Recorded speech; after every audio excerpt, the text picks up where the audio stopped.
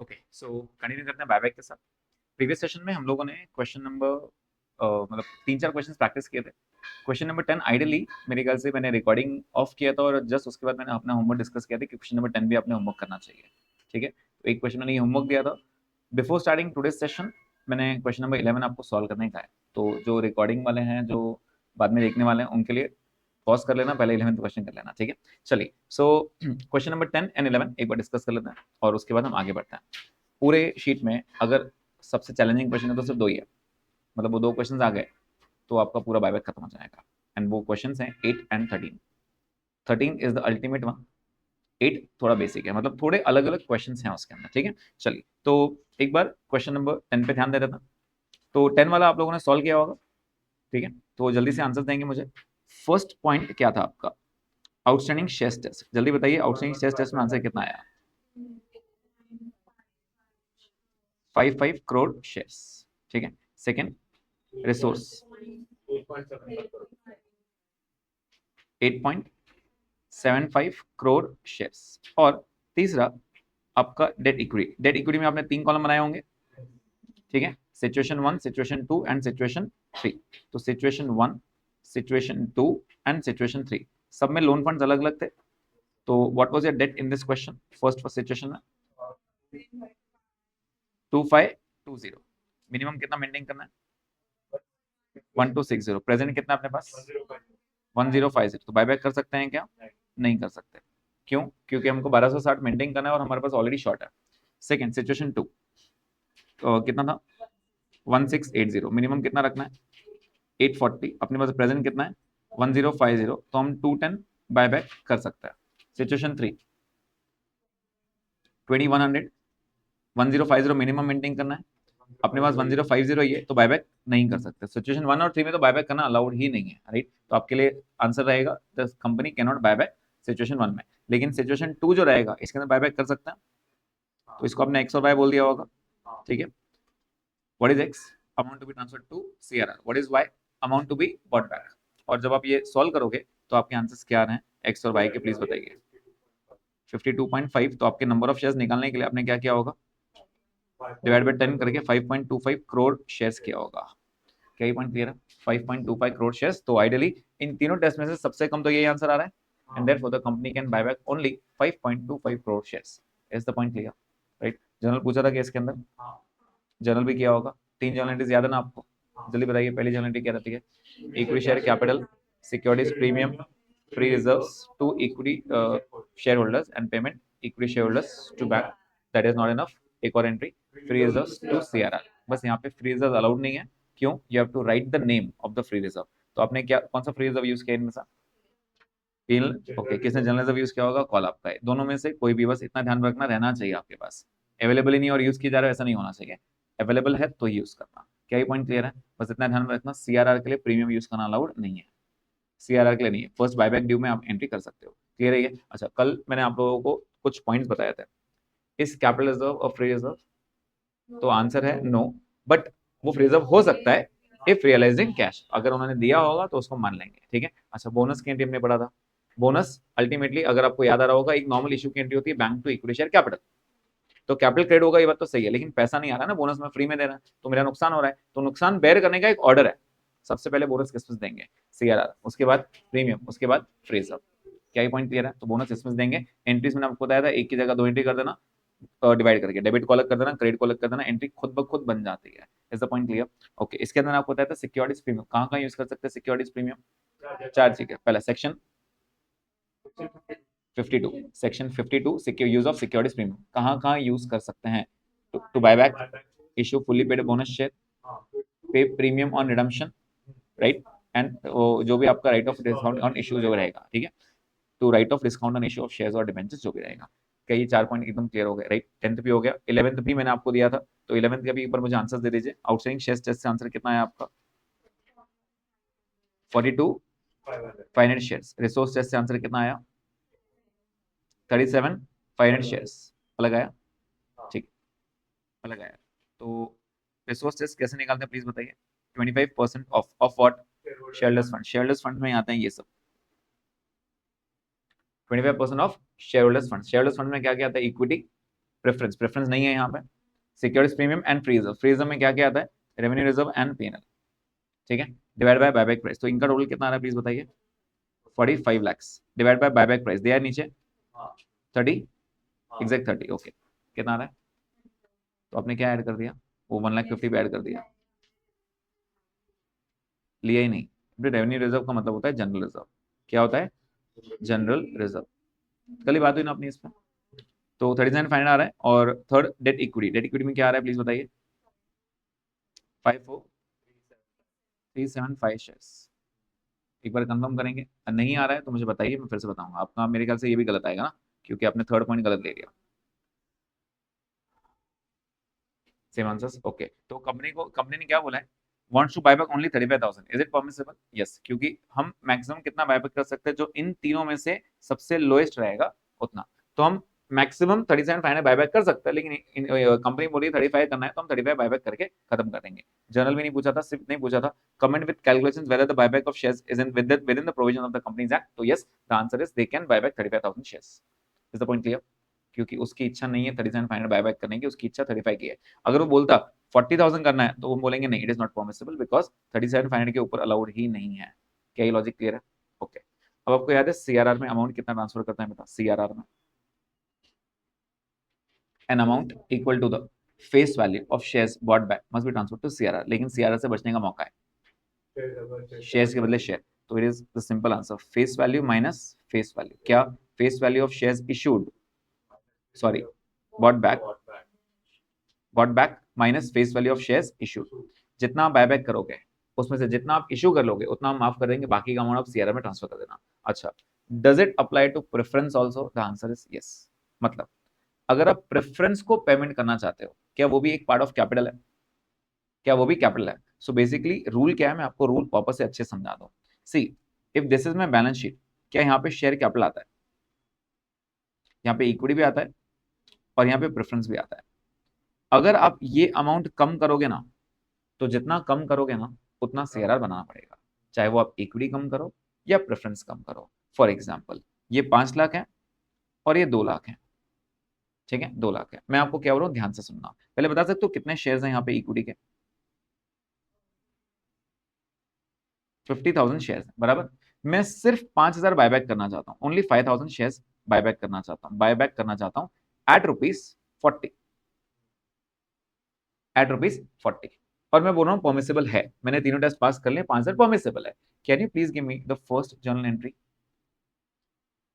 तो आप बोलोगे equity share capital, securities premium, free reserves to equity share holders, बराबर ना, ऐसे ही करता है, मुझे इंटरेस्ट है वो कैपिटल में कितना आ रहा है, तो आप बोलोगे सर 5,000 शेयर्स इंटू 10, और बाकी का 30 रुपीज जो जाएगा ना इसमें जाएगा, जो भी 30 रुपीज रहेगा, और मैं लॉटरी में कितना पैसा दूंगा आपको, 5,000 इंटू 40, क्या इतना बेसिक पॉइंट समझ में आ रहा है, बेसिकली पहले लॉस प्रीमियम बेयर करेगा, प्रीमियम है तो ठीक, नहीं है तो फ्री रिजर्व, और अगर कम है तो पहले प्रीमियम जितना है उतना, बाद में फ्री रिजर्व, क्या इतना पॉइंट समझ में आ रहा है, प्लीज बताइए सीआरआर में कितना ट्रांसफर करेंगे, कहने से सीआरआर में सिर्फ फेस वैल्यू 50,000 करेंगे, बराबर, अब मुझे बताओ ये होने के बाद आपका बैलेंस शीट में इक्विटी कितना बच जाएगा, 50,000 में से 5,000 तुमने बायबैक कर लिए, तो अब कितना हो जाएगा 45,000 शेयर्स इंटू 10, तो कितना हो जाएगा 4.5 लाख, बराबर, और प्रेफरेंस को हाथ लगाया कि मैंने, नहीं, प्रेफरेंस 2 लाख है, प्लीज बताइए आपका कैपिटल अब कितना हो गया टोटल 6.5, और पहले कितना था 7, क्या आपने कैपिटल कम किया था, यस, तो रूल सिंपल सा है, सीआरआर क्या है, अगर आप कैपिटल कम करोगे तो सीआरआर बनाना पड़ेगा, सिंपल एज दैट, कैपिटल कम करोगे तो सीआरआर बनाना पड़ेगा, अब एक काम करना है, मुझे ना 100 प्रेफरेंस शेयर इशू करके दो, 100 प्रेफरेंस शेयर इशू करके दो, एक नॉर्मल इशू की एंट्री क्या रहती है पता है, bank to capital, bank to, मैं बोल देता हूँ preference share capital, bank to capital, यहाँ पे कौन सा शेयर इशू कर रहा हूँ, preference share capital, let's say जो भी है 9%, 10% जो भी रहेगा, मैंने लगा दिया 9%, एग्जांपल दे रहा हूँ, ठीक है, मैंने ना 100 शेयर इशू किए, सिर्फ 100 शेयर, तो आंसर क्या रहेगा 100 शेयर्स इंटू 100, क्योंकि प्रेफरेंस जब तक बोला नहीं जाए तब तक फेस वैल्यू क्या रहेगी 100, now please tell me answer कितना आ गया 10,000, right, 10,000, now can you please tell me आपका कैपिटल बढ़ रहा है या कम हो रहा है, इशू करने से कैपिटल बढ़ रहा है, राइट, अगर हम इशू करते हैं तो कहने से ये कैपिटल अब 2.1 हो जाएगा, अब कितना हो गया मेरा कैपिटल 6.6, पहले कितना था 7, अब कितना हो गया 6.6, कितना कम किया आपने 40, तो 40,000 ही ट्रांसफर करना सीआरआर में। अब याद करो सीआरआर का फॉर्मूला क्या सिखाया था मैंने, face value of shares bought back minus face value of shares issued. तो जो बायबैक किया था उसकी फेस वैल्यू कितनी थी 50,000, और जो इशू किया था उसकी फेस वैल्यू कितनी थी 10,000, तो बाकी कितना बचा 40,000। तो बेसिकली ये जो सीआरआर का फॉर्मूला बनाया गया है, सीआरआर क्या बोलता है, अगर आप कैपिटल को कम करोगे ना तो उतना सीआरआर बनाना पड़ेगा। तो जितना आपका पहले कैपिटल था और अभी कितना कैपिटल है वो चेक कर लो। अगर आप वापस से मान लेते हैं मैंने 50,000 इशू कर लिया होता, 50,000 की इक्विटी बायबैक किया 50,000 की और प्रेफरेंस इशू किया 50,000 के, तो सीआरआर पाने की जरूरत नहीं पड़ती। क्यों? क्योंकि आपका कैपिटल वापस 7 हो जाता, face value minus face value, so you don't need any CRR for that. Is the point clear to everyone, right? अच्छा, मुझे एक बात बताओ, क्या मैं प्रेफरेंस को भी रिडीम कर सकता हूँ? क्या मैं प्रेफरेंस को भी पैसा लौटा सकता हूँ? जैसे अभी प्रेफरेंस को रिडेम्पशन कंपलसरी है ना, बायबैक तो ऑप्शनल है, लेकिन रिडेम्पशन तो कंपलसरी होता है ना, मुझे देना पड़ेगा। तो क्या इनको देने की एंट्री भी आती है आपको? यस, जो इक्विटी की एंट्री है ना, सेम कॉपी पेस्ट प्रेफरेंस की एंट्री है, सेम कॉपी पेस्ट। जैसे इक्विटी को पे करने की एंट्री क्या रहती है, अभी हमने जो ड्यू किया, equity share capital, securities premium, free reserves to equity shareholders, बराबर। और फिर पेमेंट की entry equity shareholders to bank, और फिर सीआरआर की एंट्री। सेम चीज आप प्रेफरेंस में लगा दो, एंट्री क्या रहेगी, preference share capital, securities premium, free reserves to preference share holders, और पेमेंट की entry preference share holders to bank, और फिर से सीआरआर की एंट्री, राइट। लेकिन आपको याद है कल मैंने एक पॉइंट बताया था, section 133, prescribe company, prescribe company बोलता है you can not use premium for redemption. तो ये तो रिडेम्पशन ही है ना, ये बायबैक है, लेकिन क्या ये रिडेम्पशन है? यस। तो बोलता है यहाँ पे प्रीमियम नहीं आएगा, क्योंकि हमने पहले से मान लिया ये कौन सी कंपनी है, प्रिस्क्राइब कंपनी, तो मैं प्रीमियम यूज नहीं करूंगा। मतलब अगर अगर सपोज देना है 100 रुपए, लेकिन मैं हमको 140 देना हूं, तो मेरा 40 का लॉस हो रहा है ना। तो आइडियली मैं क्या बोलता था, पहले पहले लॉस प्रीमियम बेयर करेगा, फिर फ्री रिजर्व्स। यहाँ पे फ्री रिजर्व्स ही बेयर करेंगे, यहाँ पे पेन नहीं चलेगा, सॉरी यहाँ पे प्रीमियम नहीं चलेगा। क्यों नहीं चलेगा? क्योंकि कौन सी कंपनी है, प्रिस्क्राइब कंपनी। क्या ये अज्यूम ऑलरेडी कर लिया हमने? यस, ये हमेशा अज्यूम किया कि it is a prescribe company, so we won't use premium for redemption. Is the point clear? बाकी सब कुछ सेम चलेगा। क्या इतना इतना समझ में आ गया? Okay, we can start with question number 8। जैसे मैंने आपको बताया, अगर आपके पास कोई दो चैलेंजिंग क्वेश्चन है पूरे इसमें, तो वो है आपके क्वेश्चन नंबर 8 और 13। अगर ये दो क्वेश्चन हो गए तो ऐसा समझना आपको बायबैक पूरा अच्छे से आ रहा है, ठीक है। अच्छा, मुझे फिर से याद दिलाना, 13 में ना एक और पॉइंट ऐड करना था, रह गया, तो वो पॉइंट मैंने लास्ट में ऐड किया है मेरे पास, तो वो मैं आपको अलग से लिखाऊंगा, ठीक है। 12th होने के बाद वो करेंगे अपन, ठीक है। तो चलिए स्टार्ट करते हैं क्वेश्चन नंबर 8 से। मैं रीड कर रहा हूँ, प्लीज ध्यान देना सब। Rohan limited furnishes the following information on 31st March 21. Equity share capital of ₹20 each. This is very important. अगर वो कुछ नहीं बोलता तो फेस वैल्यू 10 रहता, इस बार फेस वैल्यू कितना है 20। वेरी वेरी वेरी इंपॉर्टेंट, ठीक है। फेस वैल्यू पे ध्यान देना बहुत जरूरी है। फेस वैल्यू कितना है 20, कितना हो गया 50 लाख। आप मुझे बता सकते हो नंबर ऑफ शेयर्स कितने रहेंगे बेटा? It is 2,50,000 shares of ₹20। क्या ये पॉइंट समझ में आ रहा है? अगर वो नहीं बोलता 20 ईच, तो हम मान सकते हैं भाई 5 लाख शेयर्स हैं, लेकिन अभी 5 लाख शेयर्स ही नहीं, अभी 2,50,000 शेयर्स हैं ऑफ ₹20, ठीक है। प्रेफरेंस है आपके 100 रुपए के, ठीक है। आपका कैपिटल रिजर्व है, प्रीमियम है, रेवेन्यू रिजर्व है और पीएनएल है। प्लीज बताइए इसमें से हम क्या क्या यूज कर सकते हैं? Premium, revenue reserve, PNL. क्या ये मेरे लिए फ्री रिजर्व्स का काम करेंगे? यस। आगे डिबेंचर्स हैं, करंट लाइबिलिटीज हैं, पीपीई है, मतलब यहाँ तक लाइबिलिटी है आपकी और उसके नीचे एसेट है, ठीक है। एसेट में क्या है? PPE, that is property plant equipment, मतलब आपके बिल्डिंग मशीनरी फर्नीचर सब इसके अंदर आ गया। करंट एसेट्स में आपके इन्वेस्टमेंट्स है, इन्वेंट्री और बैंक है, ठीक है। मतलब बेसिकली ऊपर लाइबिलिटी साइड है, नीचे एसेट साइड है। एक बार चेक करेंगे टैली हो रहा है क्या? ये आपका लाइबिलिटी साइड है, ये इतना वाला लाइबिलिटी साइड है, ये सर्कल, और जो ये ब्लैक सर्कल है ये आपका एसेट है। चेक करेंगे एक बार टैली हो रहा है?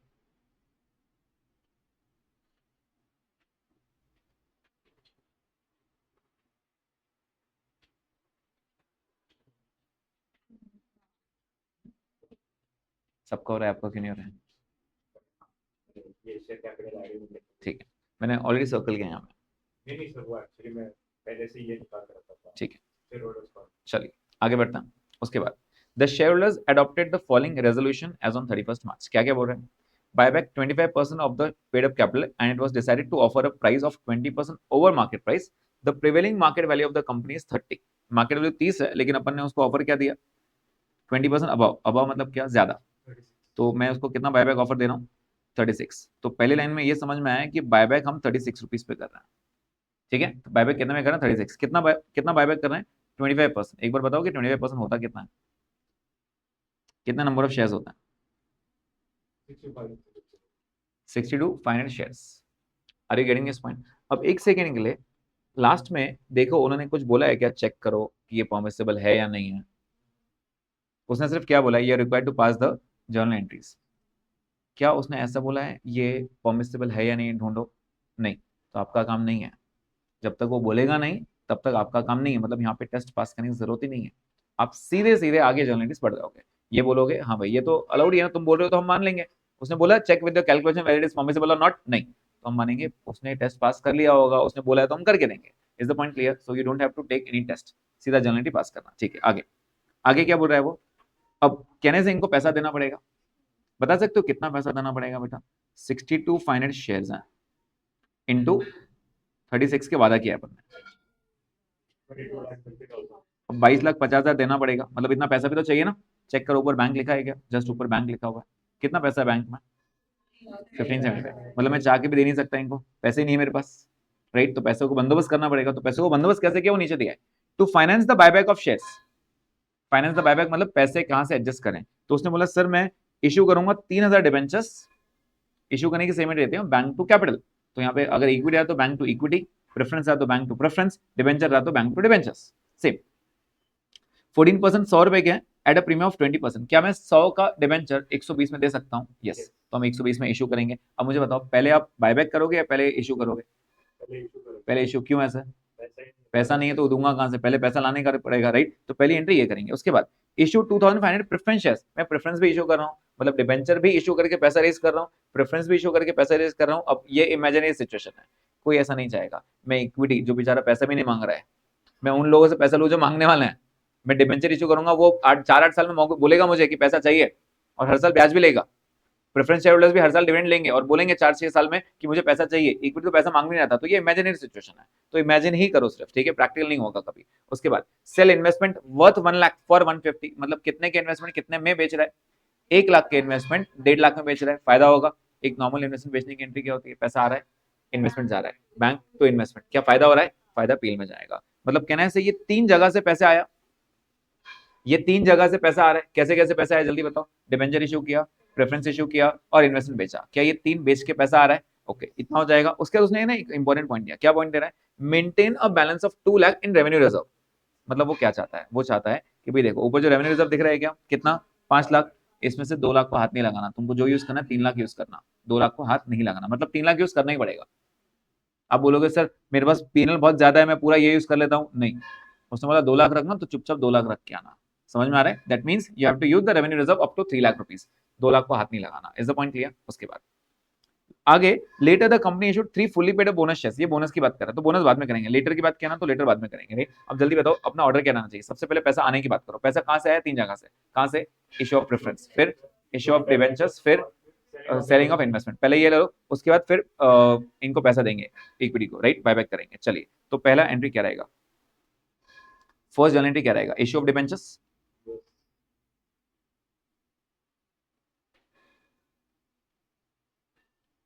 इशू ऑफ डिबेंचर्स, ठीक है। एक नॉर्मल इशू की एंट्री क्या होती है? Just one minute.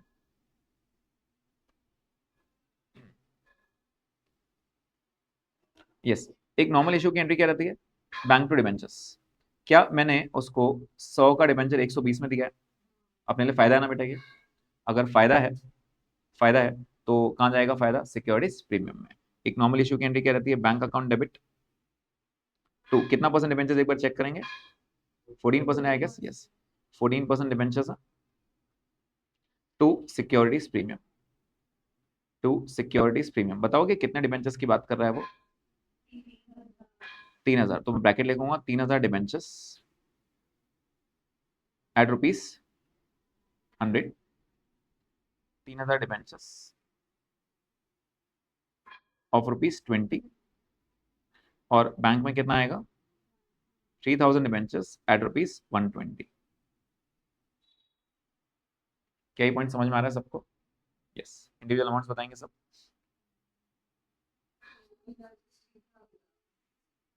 360, 3 lakh and 60। क्या ये पहली एंट्री समझ में आ गई? अगेन जैसे मैंने आपको बताया, मैं ऊपर पॉइंटर देता हूं, आप लोगों को बाय वे ऑफ नरेशन लिखना पड़ेगा, being debentures issued at a premium of 20%, ऐसा। ठीक है। अच्छा, सेकंड क्या इशू किया आपने? Preference, issue of preference. जल्दी बताइए, अगर हम प्रेफरेंस इशू करते हैं तो एक नॉर्मल एंट्री क्या रहेगी? Bank to preference share capital, right? लेकिन प्रेफरेंस शेयर भी परसेंटेज दिया है ना, कितना परसेंट दिया है? 10। तो you have to write to 10% preference share capital, to 10% preference share capital. Can you please tell me कितने शेयर्स थे? 2500 शेयर्स थे। क्या रेट से? 100 रुपीज से। फेस वैल्यू था ना? यस। तो इसमें कोई प्रीमियम नहीं है। कितना आएगा? 2,50,000, 2,50,000।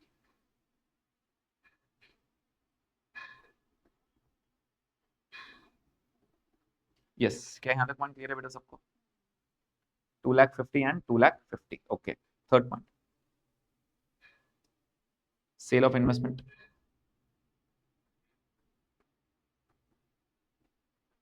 Cell of investment. Can you please tell me investment बेच के कितना पैसा आ रहा है? 1,50,000 आ रहा है। Bank to investment, right? उसने क्या बोला? 1 लाख का बेचा आपने, 1.5 लाख में बेचा। 1 लाख की चीज 1,50,000 में बेचा है, तो 50,000 का यहाँ पे अर्निंग हो रहा है, राइट? अर्निंग होता है तो हम कहाँ लिखते हैं? टू पीएनएल, ब्रैकेट में profit. This is the profit for us, right? चलिए बताइए कितना आ रहा है ये?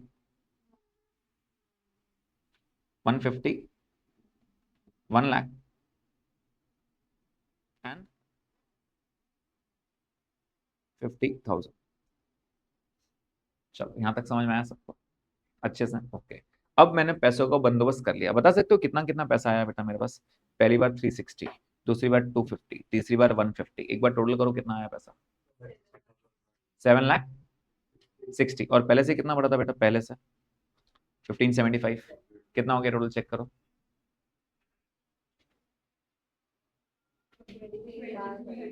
23 लाख। और मुझे देना कितना है उनको? सिर्फ 22.5 लाख। हो गए पैसे? जो भी 23, 35 हो गए पैसे बंदोबस्त। चलो अभी बुलाते हैं उनको, आ जाओ भाई तुम्हारे पैसे रेडी हैं। तो बुलाने के लिए सबसे पहले क्या करना पड़ेगा? बायबैक ड्यू करना पड़ेगा, राइट? चलिए बायबैक ड्यू करना।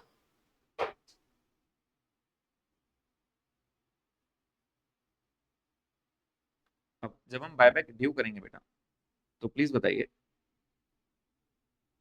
बायबैक ड्यू करने की पहली एंट्री क्या रहती है? Equity share capital.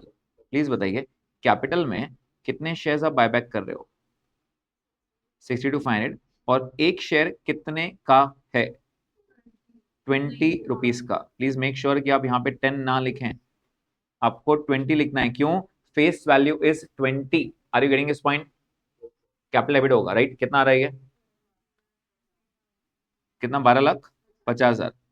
अच्छा, लौटाते समय आपको देना है 36 रुपीज से, राइट? तो क्या 16 रुपए का लॉस हो रहा है? कितना लॉस हो रहा है बता सकते हैं? टोटल कितना लॉस हुआ? अमाउंट 62,500 इंटू 16 इंटू 16 रुपए ना? नहीं नहीं, हाँ तो वही, ये अमाउंट कितना आ रहा है? 10 लाख। क्या अपने पास 10 लाख रुपए है क्या प्रीमियम में? अकेला प्रीमियम बेयर कर सकता है क्या? है। 12 लाख है ना अपने पास। तो क्या अकेला प्रीमियम ही काफी है ये बेयर करने के लिए? यस और नो? तो कहने से पहले लॉस प्रीमियम बेयर करता है। जल्दी बताइए प्रीमियम अलाउड है या नहीं है? प्रिस्क्राइब कंपनी है तो भी है। बायबैक है ना, ये रिडेम्पशन थोड़ी है। बायबैक के लिए अलाउड है। तो थोड़ा सा दिमाग पे ध्यान देना कि मैं पूछ क्या रहा हूँ, किसके बारे में बात कर रहा हूँ। रिडेम्पशन बोलता तो प्रीमियम अलाउड नहीं है, बायबैक है ना, अलाउड है। ठीक है। तो यहाँ पे लॉस कौन बेयर करेगा? Securities premium to equity share holders, to equity share holders. Equity share holders को पैसा कितना वादा किया है अपन ने? 36 रुपीज के हिसाब से, राइट? तो इसका आंसर आएगा 22,50,000। तो जो मेरा लॉस हो रहा है वो अकेला प्रीमियम ही बेयर कर लेगा। Is the point clear to everyone? जो मेरा लॉस है अकेला प्रीमियम बेयर करेगा। ठीक है। अभी पेमेंट दे दो उनको, पैसा दे दो। चलो पैसा देने की नॉर्मल एंट्री क्या रहेगी?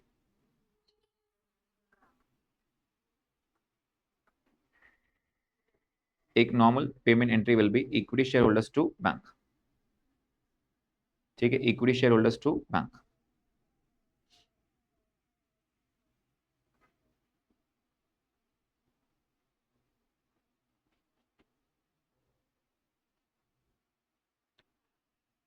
यस प्लीज, कितना पेमेंट देंगे?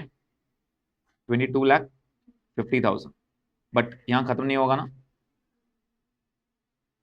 क्या बाकी है? CRR।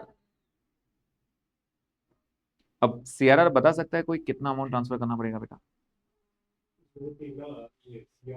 ट्रांसफर करना पड़ेगा 12,50,000।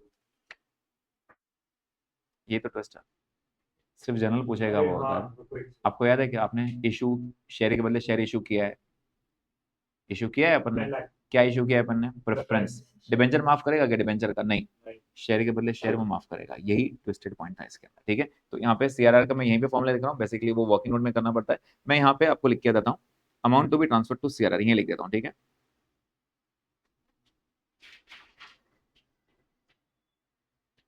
बेसिकली ये वर्किंग का पार्ट है, मैं यहीं पे लिख के दे रहा हूँ आपको कि एग्जैक्टली CRR में कितना ट्रांसफर करेंगे। जो सबसे स्टार मार्क पॉइंट था वो यही तो था, CRR में कितना ट्रांसफर करना है। ठीक है, तो CRR का फॉर्मूला हमने क्या सीखा था? Face value of shares bought back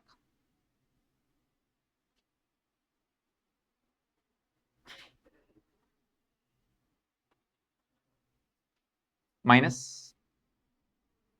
face value of shares issued.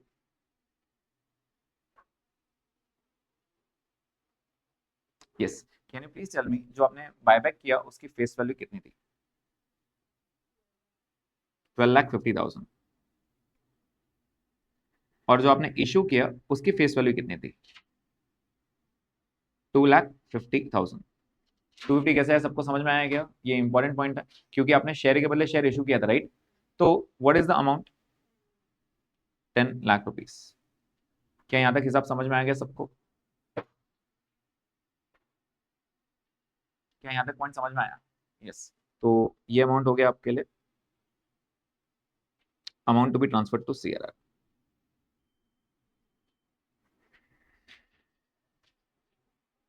अब जल्दी बताइए, 10 लाख ट्रांसफर करना है, सबसे पहले आप क्या यूज करोगे? आप 10 लाख जो ट्रांसफर करोगे किस में से ट्रांसफर करोगे? या तो P&L या तो रेवेन्यू रिजर्व, बराबर। किस में से यूज करें? पहले रेवेन्यू रिजर्व। उसने बोला है 2 लाख छोड़ के आना, तो उसका बोलने का मतलब है 3 लाख यूज करना भूलना नहीं।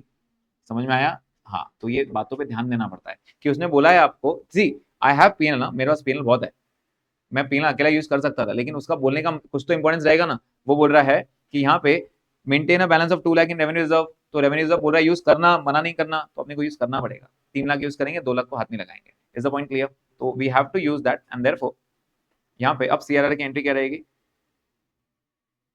रेवेन्यू रिजर्व अकाउंट डेबिट, बाकी का पैसा किस में से लेंगे? P&L से, टू CRR। CRR कितना लेना है वो तो अपन ने नीचे वर्किंग में निकाल लिया, राइट? वो तो वर्किंग नोट रेफरेंस दे दिया अपन ने, राइट? कितना देना है?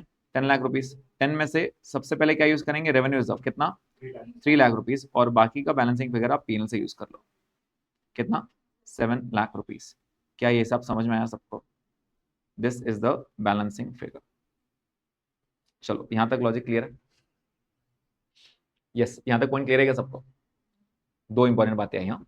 सबसे पहले, हमेशा जितना बायबैक कर रहे हैं उतना CRR ट्रांसफर नहीं लेगा। क्यों? क्योंकि शेयर के बदले शेयर इशू हुआ तो उतना माफ हो जाता है। ये पहला इंपॉर्टेंट पॉइंट। दूसरा, आपको उसने रेवेन्यू रिजर्व बोला था 2 लाख छोड़ देना, तो 3 लाख यूज करना ही पड़ेगा, तो इसलिए मैंने CRR बनाया कि 3 लाख यूज किया। यहाँ तक की स्टोरी समझ में आ गई क्या? अब मुझे बताओ, आपके पहले पहले बैलेंस शीट में शेयर्स कितना थे पहले? ये ना आपका वर्किंग नोट बनता, ठीक है, this was working note one, that is amount to be transfer to CRR। And second point मैं बता रहा हूँ, number of shares that can be bought back, sorry, number of bonus shares, number of bonus shares. वो ना bonus बांटना चाहता है, तो अब सवाल है बोनस कितना बांटेगा? सवाल है बोनस कितना? सी ओवर हियर, मुझे बताइए आपके पहले शेयर्स कितने थे before buyback? Number of shares before buyback, तो आप बोलोगे 2,50,000 शेयर्स थे, बराबर। क्या इसमें से आपने कुछ बायबैक कर लिए? लेस बॉट बैक, हमने बायबैक कर लिया। अब बायबैक लिखोगे तो भी चलेगा। कितने बायबैक कर लिए बेटा हमने? 62,500। तो शेयर्स बचे कितने अभी? ये बायबैक करने के बाद शेयर्स बचे कितने? 1,87,500 आ रहा है क्या सबको? ये 1,87,500 शेयर्स इतने बच गए, बराबर है क्या? ओके, अब मुझे बताओ बोनस किसको दोगे आप, 250 को या 187 को? 187 सीधी बात है, अभी जो मेरे सामने प्रेजेंट शेयर होल्डर्स हैं उनको, जिनके शेयर में बायबैक कर चुका हूं, उनको थोड़ी बोनस दूंगा अभी, राइट? अब बोनस का सेंटेंस पढ़ता है। बोनस का सेंटेंस क्या बोल रहा है? Later the company issued 3 fully paid up bonus shares of 20 each by way of every 15 equity shares held by them। मतलब मैं आपको, अगर आपके पास 15 शेयर्स हैं तो मेरे सब 3 शेयर्स बोनस में ले लो। If you are a holder of 15 shares I will give you 3 shares for free, right? For free. तो इसका आंसर क्या रहेगा? इंटू 3/5। तो number of bonus shares, number of bonus shares will be 187,500 shares into 3/15। Can you please tell me कितना आ रहा है ये? 37,500 shares। Is the point clear to everyone? ठीक, पहले 2,50,000 शेयर्स थे, उसमें से मैंने 62,500 बायबैक कर लिया, राइट? अब बायबैक करने के बाद मेरे सामने कितने शेयर होल्डर्स हैं? 187,500 शेयर्स हैं, राइट? बोनस उनको ही दूंगा ना, तो उसने क्या बोला? आई will give you 3 shares for every 15 held by you. अगर आपके पास 15 शेयर्स है, मेरे से आप 3 फ्री में ले लो, ठीक है? अब 187 है, 1/5, तो 3/15 लिखो, जो उन्होंने रेशियो दिया वही यूज किया मैंने यहाँ पे, 37,500। क्या ये पॉइंट क्लियर है? अब बता सकते हो अमाउंट ऑफ बोनस कितना हो जाएगा? कितने के शेयर्स फ्री में बांट रहा हूँ मैं? एक शेयर कितने का है? 27 लाख 50। तो 37,500 शेयर्स हैं और एक शेयर कितने का है? 20 रुपीज का है, नॉट 10, राइट? तो कितना हो जाएगा? 7.5 लाख। प्लीज बताइए, अगर मैं बोनस देता हूँ कहने से मेरा नुकसान हो रहा है? नुकसान बोनस के लिए सबसे पहले नुकसान कौन बेयर करता है? सीआरआर, उसके बाद प्रीमियम, उसके बाद फ्री रिजर्व्स। ऐसे होता है क्या? अकेला सीआरआर ही संभालने को काफी है इसको? अभी अभी जस्ट बनाया मैंने सीआरआर, कितना बनाया हमने? 10 लाख का, वो तो 7.5 लाख मांग रहा है, तो कहने से अकेला सीआरआर ही संभाल लेगा? प्रीमियम और फ्री रिजर्व तो यूज करने की जरूरत ही नहीं पड़ी अपने को। समझ में आया? बोनस की एक एंट्री या 2 एंट्री? दो, पहले ड्यू करेंगे फिर पे करेंगे। Is the point clear to everyone? बस यही आपको समझना है और कुछ नहीं। तो यहाँ पे entry number 7, yes, entry number 7 क्या रहेगा? Bonus due. Bonus due, please बताइए, अगर अपने को बोनस ड्यू करना है तो बोनस किस में से देंगे बेटा? अकेले सीआरआर में से। तो एंट्री रहती है CRR to equity share capital, sorry, bonus to equity share holders,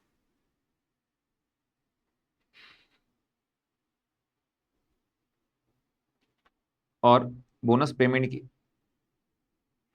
हम पेमेंट कैश में दे रहे हैं या शेयर्स में दे रहे हैं? शेयर्स में दे रहे हैं, तो bonus to equity share capital, bonus to equity share capital.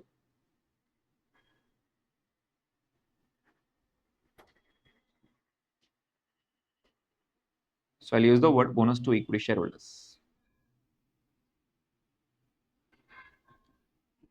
Bonus to equity share holders. क्या ये पॉइंट सबको समझ में आ रहा है? कितना है बेटा प्लीज बताइए? 7,50,000, 7,50,000 एंड 7,50,000, 7,50,000।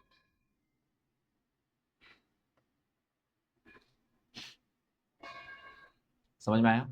यस, अच्छा था क्वेश्चन। सिर्फ जर्नल में था, लेकिन जर्नल में उन्होंने रेस्ट्रिक्ट नहीं किया 3 एंट्रीज पे। उन्होंने आपको बोला पहले पैसों का तुम बंदोबस्त करो, तो मैंने पैसों का बंदोबस्त कैसे किया? डिबेंचर इशू किया, प्रेफरेंस इशू किया, इन्वेस्टमेंट बेच के आया, राइट? उसके बाद जो पैसा आया, मैंने इक्विटी को बोला अब तुम ले सकते हो। लेकिन जब सीआरआर की बारी आई तो सीआरआर ने बोला सर जितना फेस वैल्यू था उतना तो ट्रांसफर करो, लेकिन अगर तुमने शेयर के बदले शेयर इशू किया उतना माफ कर दो, उतना माफ कर दिया, right? This was important point. उसके बाद बोनस ड्यू हुआ। बोनस किसको देंगे? सबको नहीं देंगे जो पहले थे, उसमें से जो मैंने बायबैक कर लिए तो वो शेयर्स ही नहीं बचे, तो उनको बायबैक करने की दही नहीं। चलो यहाँ तक पॉइंट क्लियर है सबको? सबको समझ में आ रहा है? अब एक चीज ना उन्होंने पूछा नहीं है, एक चीज उन्होंने पूछा नहीं है, बट मैं चाहता हूँ कि हम करें, और वो है बैलेंस शीट।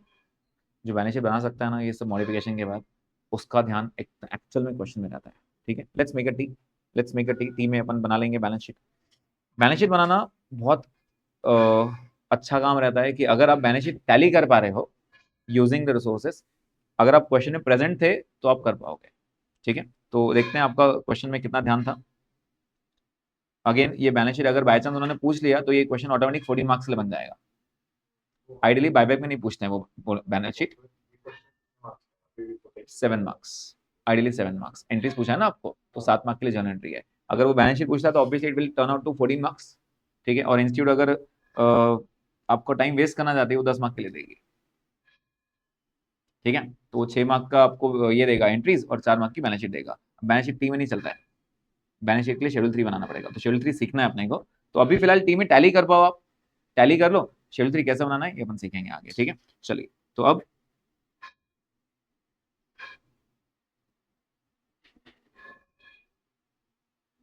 स्टार्ट करते हैं बैलेंस शीट।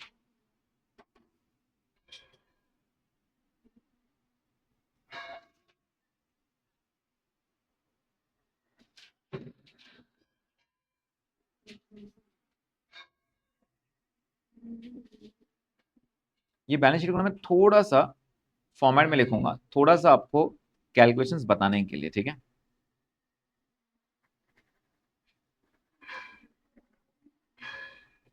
मैं अगेन बोल रहा हूं, अगर एग्जाम में उन्होंने बैलेंस शीट पूछ लिया तो this is not the right format. हाँ, वन सीखने वाले फॉर्मेट।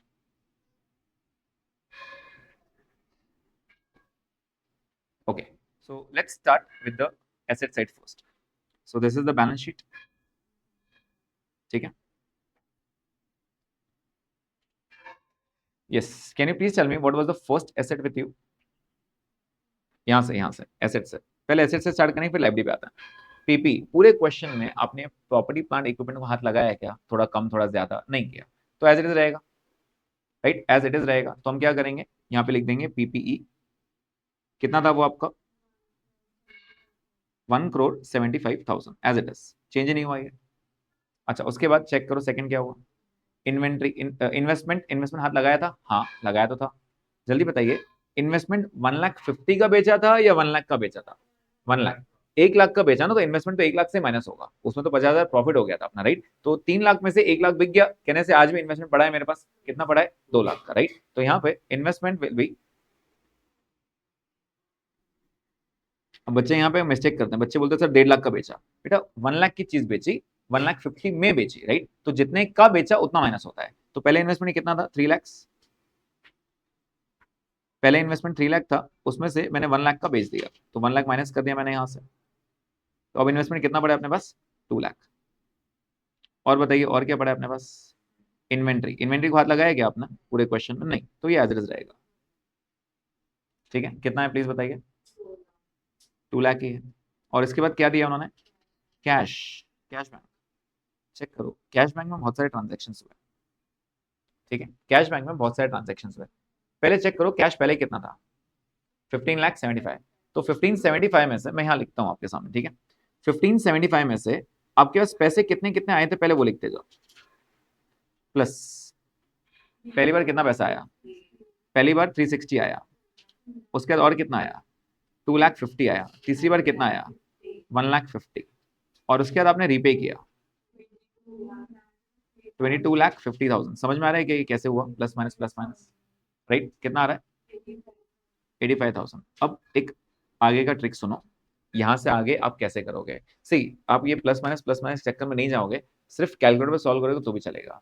प्लीज बताइए, बैंक आपके लिए एसेट है या लायबिलिटी है? Asset, asset is which balance? Debit. तो जितनी बार डेबिट होगा उतनी बार प्लस करना, जितनी बार क्रेडिट होगा उतनी बार माइनस करना। Take with me on the calculator, 15,75,000, 1575 अपने जो अपने स्टार्ट में था पहले, राइट। अब जितनी बार डेबिट हुआ होगा उतनी बार प्लस प्लस प्लस करते जाएंगे।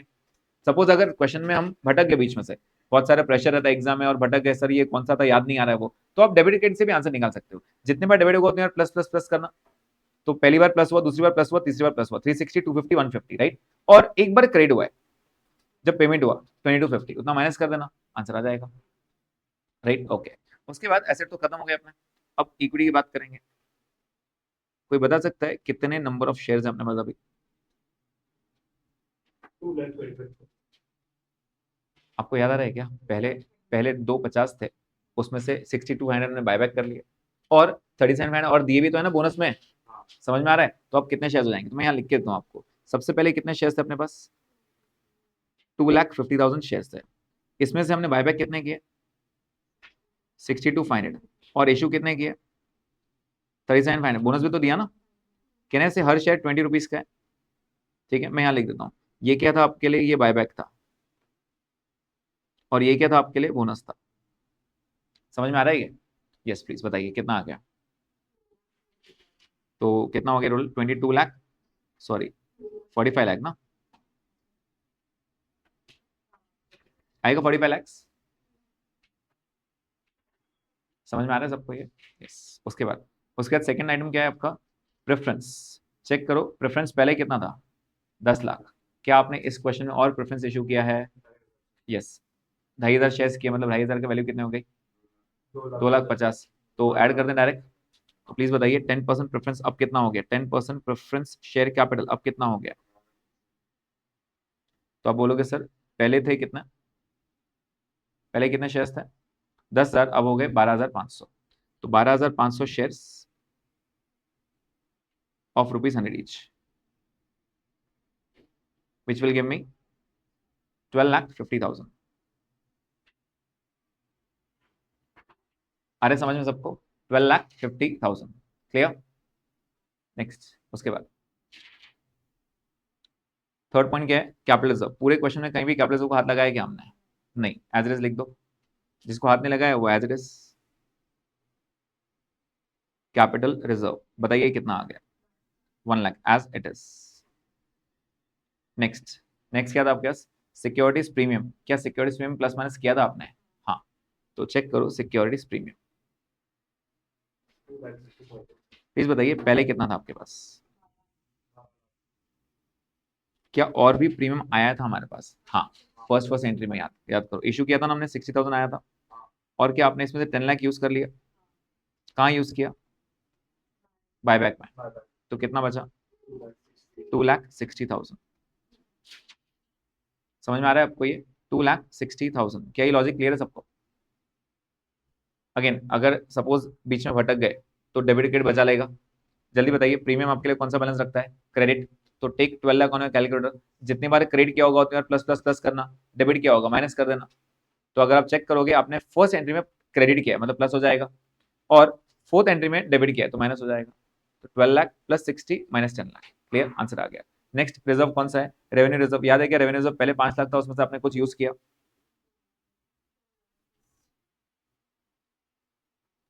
रेवेन्यू रिजर्व पहले कितना था? 5 लाख था, उसमें से कितना यूज कर लिया हमने? 3 लाख यूज कर लिया। कहाँ यूज किया था याद है? 3 लाख रुपए कहाँ यूज किया या 3 लाख रुपए? वो सीआरआर ट्रांसफर में। तो कितना बचेगा? 2 लाख। और पीएनएल की बात करें,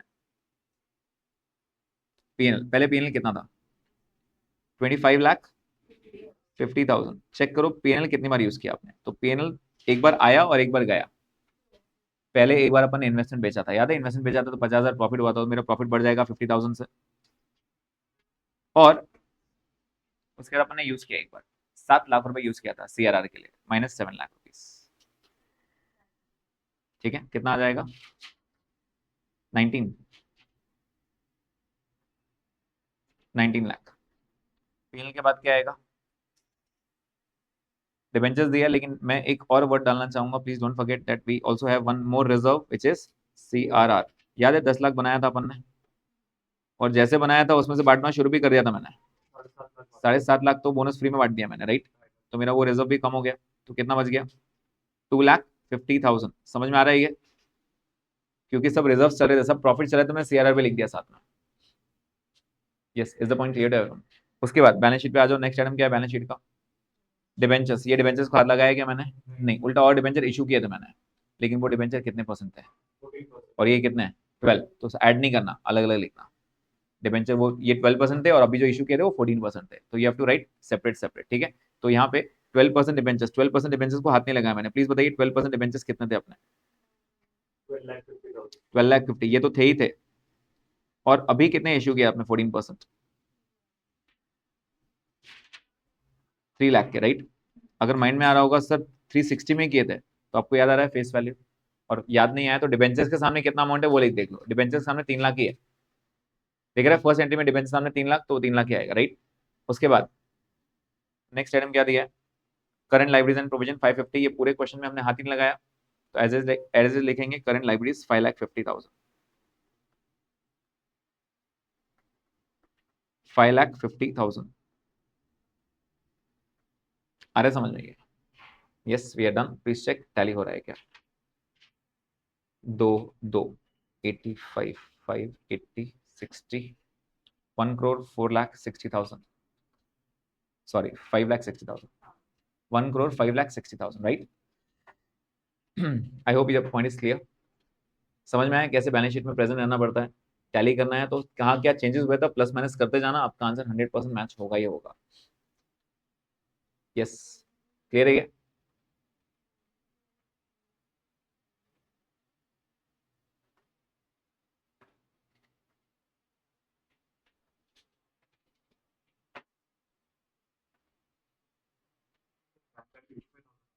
85 जूम करो। यस, समझ में आया सबको? ओके। अब मैं ऑब्वियसली आज मैं थोड़ा सा सेशन लेट स्टार्ट किया और आप लोगों ने एक क्वेश्चन भी यहाँ सॉल्व किया, थोड़ा लेट हो गया, तो मैं पहले थोड़ा बेसिक पॉइंट्स बता देता हूँ आपको, ठीक है? 2 एंट्रीज जो मैं आपको कल सिखाने वाला था, वो मैं 2 एंट्रीज आपको आज सिखा देता हूँ, क्वेश्चन इसके ऊपर कल करेंगे, और बाकी के क्वेश्चंस में आपको 1-2 बेसिक होमवर्क देता हूँ। सबसे पहले अगेन ये जो एंट्रीज मैं आपको बता रहा हूँ, ये एंट्रीज आप लोगों के एक एंट्री फाउंडेशन में था, एक एंट्री, और दूसरा एंट्री फाउंडेशन में भी नहीं था। इनफैक्ट इंटरमीडिएट ओल्ड सिलेबस में हुआ करता था, नए सिलेबस में वो भी नहीं है, तो वो भी सीखनी है क्योंकि वो मिक्स होती है एंट्री, भले ही सिलेबस से बाहर है लेकिन कभी कभी वो मिक्स हो जाती है, ठीक है? तो एंट्री क्या है पहले समझ लीजिए। सबसे पहले एंट्री है आपकी investment in own debentures.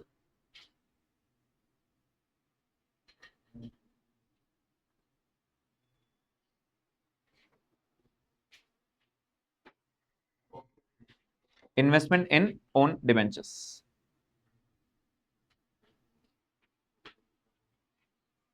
Investment in own debentures. Now what do you mean by investment in own debentures? मैं खुद के डिबेंचर ही इन्वेस्ट कर रहा हूँ। बेसिकली क्या हुआ देखो, मुझे पैसों की जरूरत थी, पैसों की जरूरत थी तो मैंने डिबेंचर इशू किए, अब सब लोगों से पैसा ले लिया मैंने, ठीक है? किससे 2 लाख, किससे 3 लाख, किससे 5 लाख, किससे 15 लाख, किससे 50 लाख, ऐसे करते करते मेरे पे मैंने 5 करोड़ के डिबेंचर इशू कर दिए मार्केट में। इशू कर दिया मतलब मैंने बेसिकली लोन लिया है, तो क्या मैं 5 लाख पे अभी ब्याज चुका रहा हूँ हर साल? यस। अब हुआ ऐसे ना, मेरे पास है ना 1 करोड़ जमा हो गया, लेकिन मैंने आपको स्टार्टिंग में जब इशू किया था तब मैंने वादा किया था आपसे कि मैं आपको 10 साल के बाद ही पैसा दूंगा, तो 10 साल के पहले तो दे नहीं पाऊंगा आपको। मेरे पास अब मैंने वादा किया ना, मतलब मैंने जब डिबेंचर इशू किया था तब सारे टर्म्स एंड कंडीशंस रहते हैं कि हर साल में कितना ब्याज दूंगा, ये पैसा कब लौटाऊंगा, तो अपना 10 साल का टर्म डिसाइड हो गया था कि आप आज पैसा दो, हर साल मैं आपको ब्याज दूंगा, 10 साल बाद आपका पैसा चुका दूंगा। अब 10 साल बाद मुझे 5 करोड़ देने आपको, या अगर मैंने बोला होगा तो 10% ज्यादा दूंगा तो 10 ज्यादा भी देने पड़ेंगे, लेकिन अब 2-3 साल के अंदर ही मेरे पास 1 करोड़ जमा हो गया। अब 1 करोड़ जमा हो गया, मैं सोच रहा हूँ यार कहीं तो इन्वेस्ट करूँ, तो मैं सोच रहा हूँ किसी और कंपनी के इन्वेस्ट करूँ, तो यार उसमें भी रिस्क है। रिस्क ये है कि अगर वो कंपनी डूब गई या परफॉर्म नहीं करेगी, राइट, तो उससे बेटर मैंने क्या किया, मैंने सोचा यार लोन तो लिया है ना लोगों से, तो लोगों को लौटाना शुरू करता हूँ। अब लौटाऊं कैसे? और ऑफिशियली तो मैं कर नहीं सकता आपसे कि मेरे को मेरे अपने पैसे उठाओ जाओ यहाँ से, मेरे को मेरे डिबेंचर्स वापस दे दो, नहीं कर सकता हूँ। तो मैं क्या करूंगा, एक एक को पकड़ूंगा, किसी एक को, जैसे मान लेते हैं मैंने महिता को कहा, Mahita you are a debenture holder, तो बोली हाँ सर। मैंने कहा डिबेंचर वापस दोगे क्या? तो बोलती नहीं सर, मेरे को ब्याज चाहिए। मैंने कहा मार्केट में भाव 100 रुपए चालू है, बोलती हाँ। मैं 105 दूंगा, बोलती नहीं। मैंने कहा 110 दूंगा, बोलती ओके दे दो। 110 में मैंने वापस ले लिया, राइट? क्या ये टेक्निक रिडम्पशन की हुई? रिडम्पशन का मतलब क्या होता है? रिपे करना। क्या Mahita was one of the debenture holder? Yes. मैंने उसको रिपे किया, पैसे दिए, अपने डिबेंचर वापस ले लिए। अब मुझे बताओ, क्या मैं किसी और कंपनी के इन्वेस्टमेंट कर सकता था किसी और कंपनी के डिबेंचर्स में? यस। मैंने खुद के डिबेंचर्स खरीद लिए, खुद के डिबेंचर। अब मेरी बैलेंस शीट की पोजीशन क्या होगी वो देखो अभी। अब मेरी बैलेंस शीट की पोजीशन क्या होगी अच्छे से देखो। This is my basic balance sheet, ठीक है? मैं टी में बताऊंगा तो ज्यादा अच्छे समझ में आएगा। तो ये मेरा एक बेसिक बैलेंस शीट है, और क्या बैलेंस शीट में डिबेंचर्स मेरी लाइब्रेरी में आता है, तो let's say it was 12% debentures, ठीक है? और ये था 5 लाख। अब बता सकते हो कितने डिबेंचर्स रहे होंगे? 5000 डिबेंचर्स रहे होंगे 100 रुपए के, क्योंकि unless and until mention the debenture face value is 100। Preference से डिबेंचर 100 रहता है और इक्विटी 10 रहता है, unless and until mention, right? अब मान लेते हैं एग्जांपल के लिए 5000 डिबेंचर्स की जगह महिता के पास 800 डिबेंचर्स थे, 800, उसको मैंने कोड किया 110 रुपए। प्लीज बताओ मैंने कितना पे किया होगा उसको? 800 इंटू 110, 88,000, राइट? जल्दी बताओ, एक नॉर्मल इन्वेस्टमेंट खरीदने की, एसेट परचेस करने की एंट्री क्या होती है? Asset to bank. एसेट का नाम क्या है? इन्वेस्टमेंट। तो मैं यहां लिखूंगा इन्वेस्टमेंट कितने में खरीदा मैंने? 88,000। लेकिन क्या ये इन्वेस्टमेंट मेरे खुद के डिबेंचर में है? यस, मैंने खुद के डिबेंचर खरीद लिए, राइट। तो इसको हम क्या बोलते हैं, इन्वेस्टमेंट इन ओन डिबेंचर्स। कितने डिबेंचर्स खरीदे थे बता सकते हो आप? 800 डिबेंचर्स खरीदे थे मैंने, राइट। क्या ये पोजीशन समझ में आ गई? अभी मैं इसलिए सिखा रहा हूँ क्योंकि एक नहीं, ये 3 चैप्टर मिक्स होकर आएगा। बायबैक में तो आएगा ही आएगा, फाइनेंशियल स्टेटमेंट में भी आएगा, इंटरनल रिकंस्ट्रक्शन हम आगे बढ़ने वाले उसमें भी आएगा, मतलब ये चीजें मिक्स होकर आएगी, तो ये चीज आना जरूरी है। अब इन्वेस्टमेंट इन ओन डिबेंचर्स ऐसी पोजीशन है मेरी, राइट। अब मुझे बताओ, मैंने महिंद्रा से तो ले लिया, क्या इसका भाव बढ़ने के बाद मैं वापस बेच भी सकता हूँ? एक नॉर्मल इन्वेस्टमेंट बेचने की एंट्री बोलो, बैंक टू इन्वेस्टमेंट। 88 का मैंने किसी और को बेच दिया 95 में, फायदा हुआ? फायदा पीएनएल में हो सकता है। तो बेसिकली मैंने खुद की कंपनी में ट्रस्ट किया, मैंने सोचा किसी और पे क्यों रिस्क लूं, मेरे को मेरा मालूम है ना आगे क्या फ्यूचर है मेरे, तो मैंने खुद के डिबेंचर लेके किसी और को बाद में बेच दिया, ऐसा कर सकता हूं, यस। बट आइडियली ऐसा कंपनी करती नहीं है, आइडियली लेके वो क्या करती है, कैंसिल कर देती है। मतलब मेरे पास कितने डिबेंचर्स हैं? 5,000 डिबेंचर इशू किया मैंने, 800 तो मैंने खुद के लेके रखा है ना। तो मैं ऐसे क्यों बता रहा हूं कि एक ऐसा चीज जो मेरा एसेट है वो मेरी लाइबिलिटी है, तो सेंस बनता है कि दिखा के नहीं, तो उसको बोलते हैं कैंसिल कर दो। कैंसिल कर दो मतलब क्या, सेट ऑफ कर दो। कैंसिल कर दो मतलब क्या, सेट ऑफ कर दो। अब एक काम करो ना, मैंने आपसे पूछा ये आपकी लाइबिलिटी है बराबर, क्या इतने ही पैसे आप मार्केट में देने वाले हो? मैंने कहा नहीं सर, इतने पैसे थोड़ी देने पड़ेंगे, उसमें से थोड़ा मालिक मैं ही हूं। तो मैंने कहा फिर एसेट क्यों लिख रहे हो? एक ऐसी चीज जो आपका एसेट है, एक ऐसी चीज जो लाइबिलिटी है, सेट ऑफ कर दो ना, खत्म कर दो ना उसको। तो उसको सेट ऑफ करना पड़ता है, राइट। सेट ऑफ कैसे करेंगे? बहुत सिंपल है, सेट ऑफ करना मतलब लाइबिलिटी भी कम करना, एसेट भी कम करना। सेट ऑफ करना मतलब क्या, आपकी लाइबिलिटी भी कम करना, आपका एसेट भी कम करना। अगर आपको याद आ रहा होगा फाउंडेशन में आपको एक एडजस्टमेंट आता था डेटर्स क्रेडिटर्स पे, एक ऐसा डेटर जो मेरा ही क्रेडिटर है, तो मैं बोलता था डेटर से ही माइनस कर दो, क्रेडिटर से ही माइनस कर दो। वही चीज सिर्फ इस चैप्टर में नहीं, आगे बहुत सारे चैप्टर्स में आने वाली है, सेट ऑफ एडजस्टमेंट। और सेट ऑफ की आइडियल एंट्री रहती है लाइबिलिटी टू एसेट। आपकी लाइबिलिटी भी कम करो, आपका एसेट भी कम करो। प्लीज बताइए, liability has which balance? Credit कम करने के लिए debit, asset has which balance? Debit कम करने के लिए क्रेडिट। तो सेट ऑफ की नॉर्मल एंट्री होती है liability to asset, liability to asset, right. अब अगर मैं आपको बोल दूं the company decided to cancel, the company decided to cancel the investments,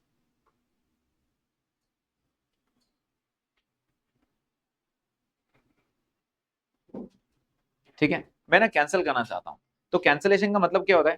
what do mean by cancel? Cancel का मतलब होता है सेट ऑफ करना।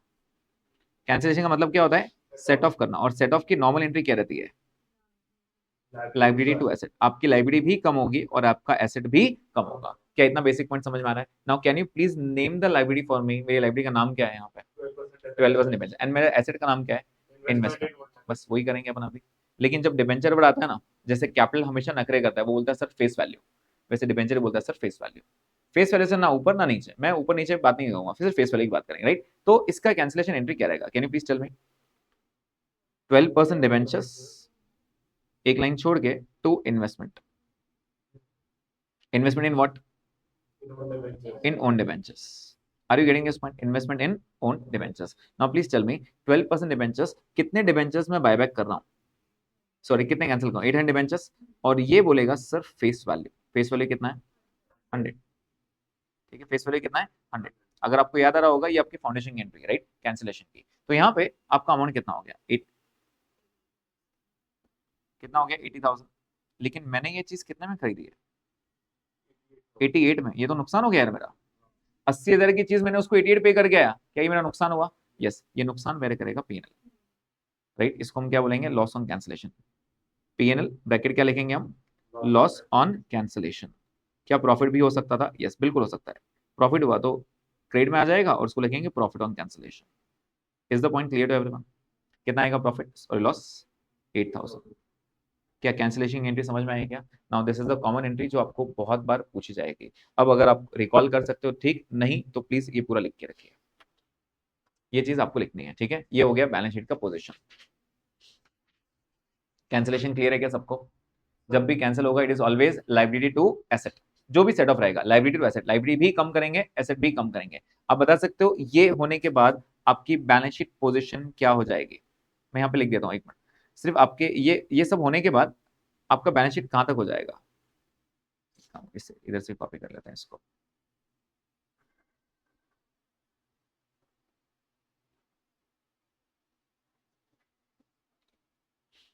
सिर्फ एक मिनट, वो आपकी क्वेरी भी सॉल्व करता हूँ। यस, प्लीज बताइए अब मेरे पास एसेट रहा क्या? Do I have the asset now? No, asset तो गायब हो गया ना आपका। और अब मेरे पास कितने डिबेंचर्स बच गए बेटा? 4200। तो बस 4200 लिखो यहाँ पे, जस्ट राइट 4200।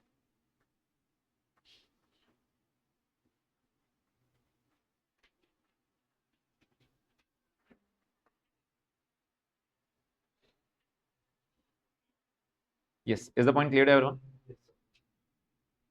हाँ, आपकी क्वेरी। So, जैसे हम इससे पहले बात कर रहे थे, तो लॉस वेट करने के लिए हम फ्री रिजर्व की यूज करते हैं। ये फ्री रिजर्व ही ना, पीनल फ्री रिजर्व है। हाँ, PNL free reserve, but You can use general reserve. General general reserve free में यूज नहीं करेंगे। फ्री रिजर्व, व्हेन आई से फ्री premium रिजर्व, नहीं, but व्हेन आई से reserve free is reserve, second yes alternative yes हो yes yes, सकता है। Obviously each and every time.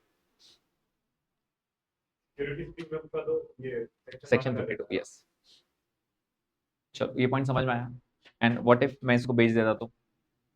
Investment बेचने की एंट्री कर देते हैं अपन, बैंक डाल देते हैं। तो डिबेंचर्स या बैंक डाल देते हैं कि मैंने 80 में बेच दिया, मैंने सोचा था फायदा होगा, नहीं हुआ, बेच दिया नुकसान में, पॉसिबल।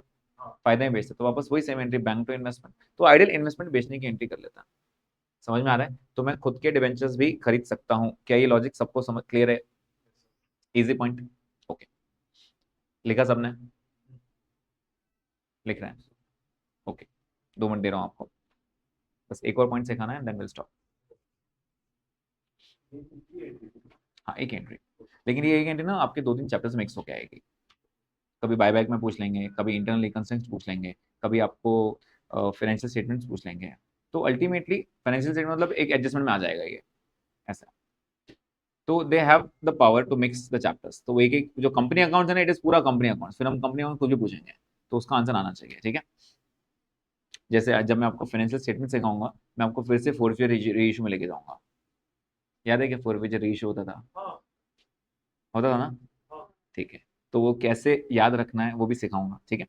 चलो ये बस आपका मूविंग है। अब एक ऐसा चीज है जो आप लोगों को स्किप हो गया, क्यों? उसका रीजन है क्या, मैं आपको बताता हूँ। सबसे पहले वो प्लान है इसॉप। नाम सुना है कभी इसॉप? एम्प्लॉय स्टॉक, यस, इसका फुल फॉर्म होता है एम्प्लॉय स्टॉक ऑप्शन प्लान। इसको इसलिए के याद एम्प्लॉय स्टॉक ऑप्शन प्लान। हाँ, ESOS बोलो, वो स्कीम बोलते थे, हम प्लान बोलते हैं, या फिर ESPP, employ stock purchase plan. Ideally बहुत पॉपुलर नाम इसका इसॉप है। ESOP, employ stock option plan, क्या होता है? अपने एम्प्लॉयज को मैं डिस्काउंट प्राइस पे शेयर देना चाहता हूँ। क्यों दूं? मोटिवेट करने के लिए। ऐसे नहीं दूंगा फ्री में, पैसा भी लूंगा, चलो फ्री में दे भी सकता हूँ। सेक्शन 54 बोलता है सर डिस्काउंट भी देना अलाउड नहीं है, लेकिन घर के मेंबर्स को अलाउड है। आप डिस्काउंट में दो, थोड़ा पैसा चार्ज करो, कम चार्ज करो, जो भी है। तो एम्प्लॉय को मैंने टारगेट दिया कि भाई देख 5 साल तो मेरे पास टिका रहे, बस छोड़ के भाग जाते हैं ना वो, छोड़ के भाग गया तो मेरा बहुत लॉस होता है। ट्रेनिंग कराओ, फिर से ये करो, उतनी वो स्पीड नहीं करेगा। तो उनको एक लालच दिया, भाई देख मेरा ना एक शेयर प्राइस है 200 रुपए का, तो अगर मेरे कंपनी में 5 साल टिक गया, वही शेयर में तेरे को 10 रुपए में दूंगा, लेकिन 5 साल टिकना पड़ेगा, ऐसे नहीं दूंगा।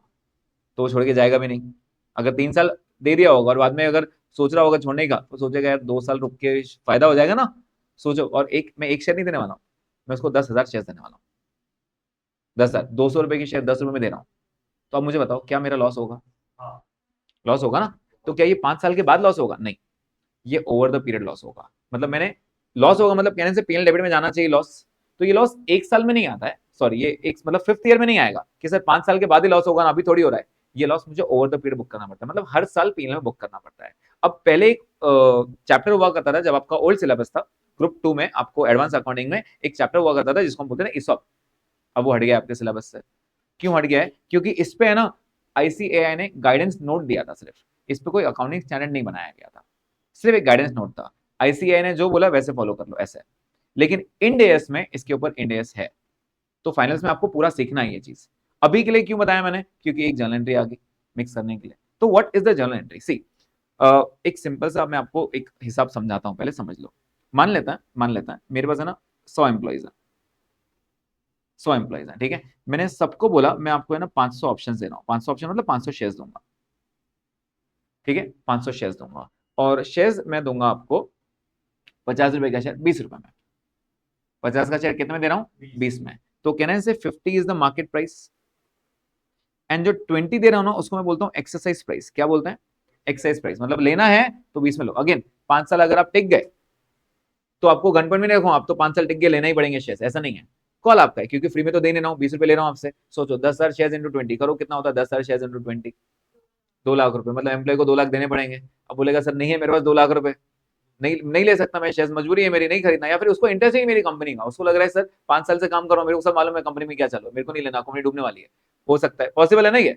Everything is possible, right? तो इच्छा है, ये आपकी इच्छा है, खरीदना है खरीदो, नहीं खरीदना है मत खरीदो। आइडियली कोई एम्प्लॉय मना नहीं करेगा, आइडियली, क्योंकि ऑब्वियसली इतना सस्ता दे रहा हूं मैं आपको, तो क्यों मना करेंगे, राइट? बट एनीवेज, मैं सस्ते देने की बात में क्या मेरा यहाँ 30 रुपए लॉस हो रहा है? हाँ, बस मैं मेरी लॉस की बात करूंगा, मैं मेरे लॉस की बात करूंगा, राइट? तो मेरे लॉस, मेरा यहाँ पे लॉस कितना हो रहा है? 30 रुपीज। मेरा लॉस कितना हो रहा है? 30 rupees, right? Can you please tell me ये 30 रुपीज कितना टोटल लॉस हो गया मेरा?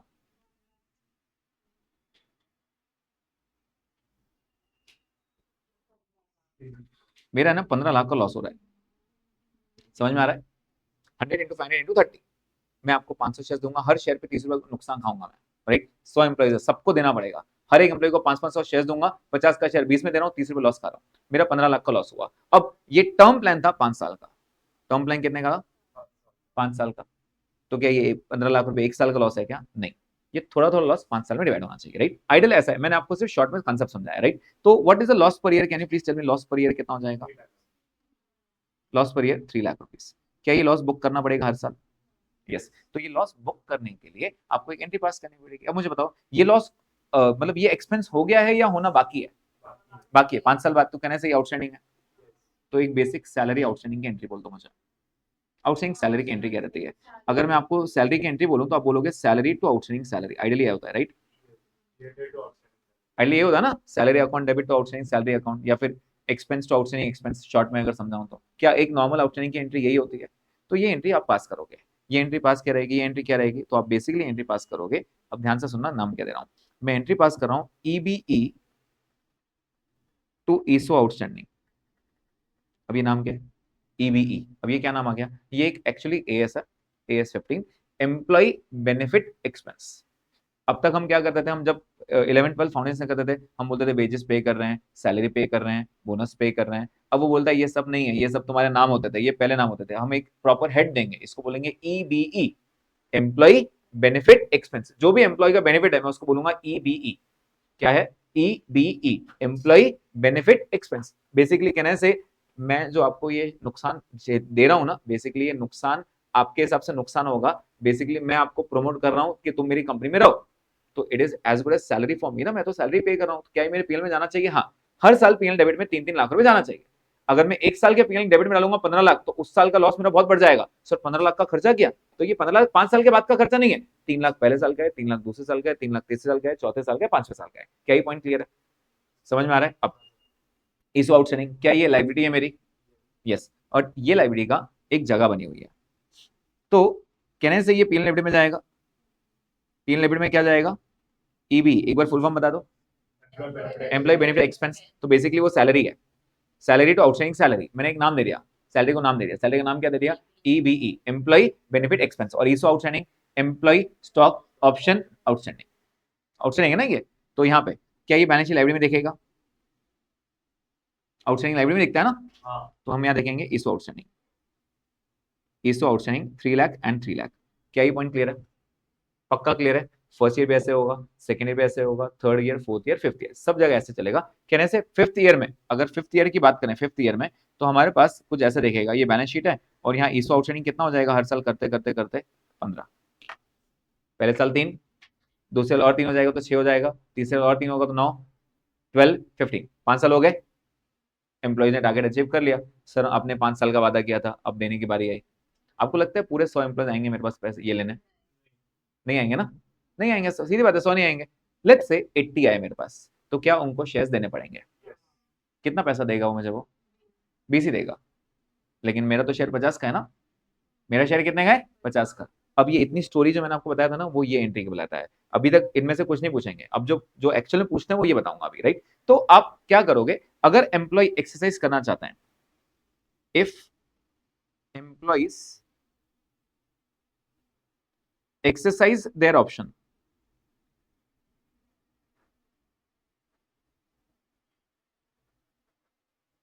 तो एक नॉर्मल इशू की एंट्री पास कर लेना। बता सकते हो एक नॉर्मल इशू की एंट्री क्या रहती है? नॉर्मल इशू की entry, see this is important ना, जो मैं आपको इतनी इतनी से स्टोरी दे रहा हूँ वो इसके लिए दे रहा हूँ, ये एंट्री के लिए, राइट? तो please give me a normal journal entry. एक नॉर्मल जर्नल एंट्री क्या रहती है? तो आप बोलोगे सर पैसा आ रहा है बैंक, एक लाइन छोड़ के to equity share capital, to securities premium. क्या ये नॉर्मल एंट्री रहती है? यस और नो? यस। अब मैं आपको क्या बोल रहा हूँ, 80 एम्प्लॉइज आ रहे हैं मेरे पास, वो बोल रहे हैं सर हमको चाहिए शेयर्स, हमको 50 का शेयर 20 में चलता है। 20 एम्प्लॉइज नहीं आ रहे, वो नहीं आ रहे उनको छोड़ दो एक सेकंड, जो आ रहे हैं उनको तो देना पड़ेगा ना। उनको मना कर सकता हूँ क्या? नहीं नहीं यार आज नहीं, अगली बार देंगे, ऐसा नहीं। वादा किया है 5 साल पूरे टिक गए वो, तो देना पड़ेगा। वादा किया तो देना पड़ेगा, राइट? तो प्लीज बताइए how many employees are coming to me? 80 employees बराबर, हर एक को कितने शेयर दूंगा मैं? 500।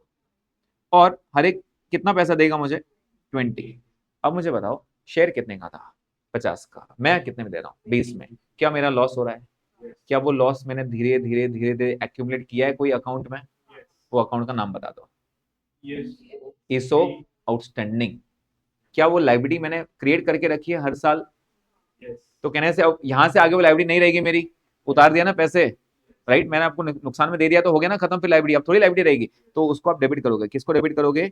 ईसो outstanding, that is employee stock option outstanding. कितना नुकसान था मेरा? कहने से 30 रुपए मेरा लॉस हो रहा है, into 30 rupees. Are you getting this point? 20 रुपए आप दोगे, पैसा आ रहा है, डेबिट वर्ड कम्स इन, और 30 रुपए मेरा जो लॉस था वो मैंने लॉस एक्यूमुलेट करके रखा था ईसो आउटस्टैंडिंग में। समझ में आ रहा है? तो उसमें से मैं आपको निकाल के दे दूंगा भाई, ठीक है अब मेरी लाइब्रेरी कम हो गई। कहने से उन्होंने एक्सेस किया, मतलब मैंने एक्चुअल में पेमेंट कर दिया। अभी इक्विटी शेयर क्या बोलता है? सर तुम कुछ भी करो, मेरे को चाहिए मेरी फेस वैल्यू। जब कैपिटल आएगा ना, चाहे डेबिट करो चाहे क्रेडिट करो, बोलता है सर फेस वैल्यू मतलब फेस वैल्यू। जल्दी बताओ इक्विटी का फेस वैल्यू हमेशा कितना रहता है? 10। तो ये कितना आएगा? 80 employees into 500 shares into rupees 10 face value, और बाकी का 40 रुपीज कहाँ जाएगा? सिक्योरिटीज प्रीमियम में। क्या ये पॉइंट समझ में आया क्या? हाँ, तो this is the star mark entry, जो आपके सिलेबस में ही नहीं है, but they will ask you in some और द अदर चैप्टर। इससे पहले की एंट्री नहीं करोगे तो भी चलेगा। This is the important entry. सबको लॉजिक समझ में आया कि क्या है ये, राइट? तो ये जो बैंक वाला पैसा आया उसको हम बोलते हैं एक्सरसाइज प्राइस। क्या बोलते हैं? Exercise price. Basically they want to exercise their rights. उनको राइट दिया ना मैंने, तुम लेना चाहो तो ले सकते हो, तो वो बोल रहे हाँ सर हमको चाहिए। तो मैंने कहा यार यार ये तो ले लिया, नुकसान हो गया मेरा, अब देना पड़ेगा इसको, तीसरे मेरे को लॉस बेयर करना पड़ेगा, राइट? तो ये एंट्री होती है। अच्छा इसके बाद की स्टोरी भी सुना लेता हूँ। अब इतना आया तो एक आखिरी एंट्री के लिए क्यों रुको? 20 एम्प्लॉइज ने बोला सर हम नहीं ले सकते, मैं इनको 1 साल का टाइम दूंगा या 6 महीने का टाइम दूंगा, जो भी है। उसको बोलते हैं एक्सरसाइज पीरियड। उसको हम क्या बोलते हैं? Exercise period. भाई देखो लेना है तो ये 1 साल के अंदर ले लेना। आप बोलोगे सर हमको लाइफ टाइम ये ऑप्शन दो, हमारी जब मर्जी आएगी 10 साल बाद पैसे आएंगे तो लेने आएंगे, तब नहीं। जिसको लेना है ये 1 साल के अंदर ले लो, नहीं तो मैंने नहीं दूंगा। अब हो सकता है 1 साल तक वो 20 एम्प्लॉइज पैसा इकट्ठा नहीं कर पाए या उनकी इच्छा नहीं हुई, तो मैं लाइफ टाइम तो रोकूंगा नहीं ना। कहने से जो नुकसान होने वाला था अब नहीं होगा। मैंने सोचा था 50 का शेयर 20 में देना पड़ेगा, 30 लॉस होगा, अब नहीं होगा। तो उसको बोलते हैं ऑप्शंस लैप्स हो गए तुम्हारे, अब नहीं दूंगा 1 साल के बाद। 1 साल हो गया ना तुम्हारा, अब नहीं देने वाला हूं। तो जब लैप्स हो जाते हैं मैं बोलूंगा मेरा तो फायदा हो गया। जो वो फायदा जो हुआ, तो कहने से वो जो लाइब्रेरी में बता रहा था वो किसको पे नहीं करना पड़ेगा। तो क्या ये लाइब्रेरी क्लोज करने की बारी आ गई? तो वो क्लोज करके वो अमाउंट ट्रांसफर कर दो जनरल रिजर्व में। वो अमाउंट ट्रांसफर करेंगे किसमें? जनरल रिजर्व में। वो फायदा हो गया बेसिकली मेरा। तो उसको पीएल में वापस नहीं डालते, उसको जनरल रिजर्व में डाल देते हैं, क्योंकि उस साल का प्रॉफिट नहीं माना जा रहा है, उसको जनरल रिजर्व बोलते हैं। क्या ये पॉइंट क्लियर है? मतलब अगर आपके ऑप्शंस लैप्स हो जाता है, ये क्या हुआ? ये एक्सरसाइज हुआ, राइट? और अगर if the options get lapsed,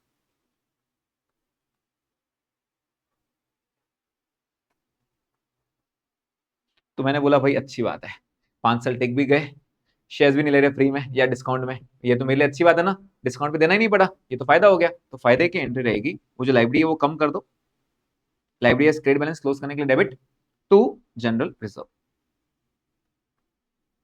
समझ में आ रहा है? ये टू जनरल रिजर्व। प्लीज बताइए कितने लोगों ने शेयर्स एक्सरसाइज नहीं किए?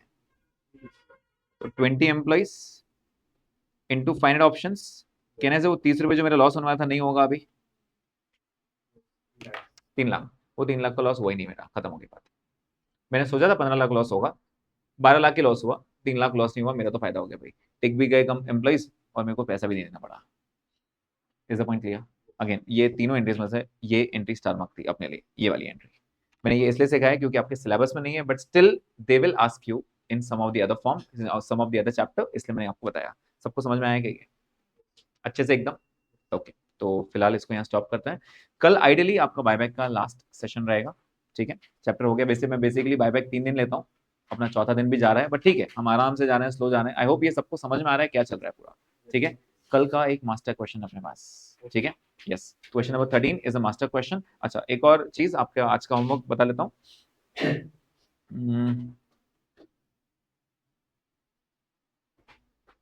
तो 12, 11, 10 we are done, right?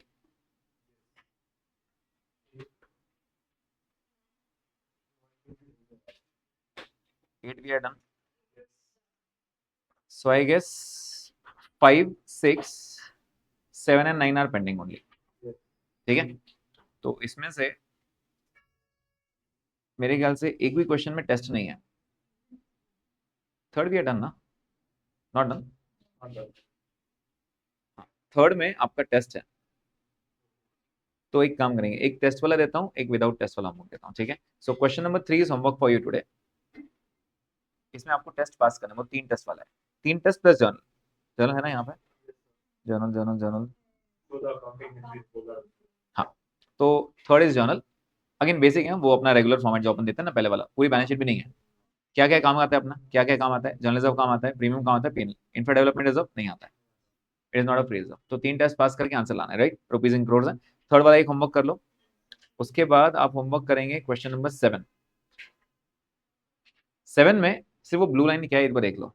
For the purpose it issues 1,11% preference shares of 10 each at par. Issue कर रहा है तो क्या सीआरआर माफ होगा थोड़ा सा?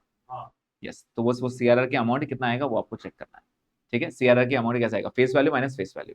तो वी हैव 2 क्वेश्चंस, पहला कौन सा था? थर्ड, एंड दूसरा कौन सा है? 7th। Third and 7th, right? ठीक है, थर्ड 7 कर लो कि काफी उतना, ठीक है? कल एक वो मास्टर क्वेश्चन करेंगे 13, एंड अगर वो 13 आ जाता है तो मेरे बाद उसको मतलब उसके बाद बायबैक की करने की जरूरत ही नहीं है, आपका सब कुछ हो जाएगा, ठीक है? स्टॉप करते हैं यहाँ पे।